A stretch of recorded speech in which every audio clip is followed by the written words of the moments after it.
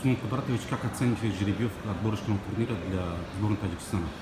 Да, конечно же, интересная жеребьевка была, переживали, смотрели, было очень интересно. Но вы знаете, группа, она у нас хорошая, удобная группа, есть и сильные команды, и есть команды по силу где-то равные, поэтому постараемся играть максимально, выкладываться во всех играх и добиться положительного результата. Я считаю, что в любом случае слабых команд нет, все команды будут стараться решить задачу выхода в следующую стадию.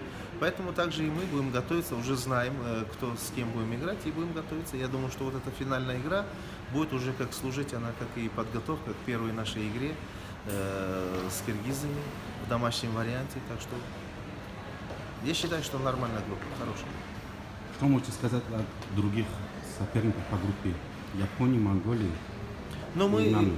мы знаем, что японцы очень сильные, одна из лучших сборных нашего континента, и другие команды, они хорошие, но мы будем опять-таки искать сейчас записи, смотреть их, еще раз убедиться и проанализировать их. Я думаю, что все команды будут играть, стараться, и нам будет интересно, чтобы конкурировать и постараться их выиграть.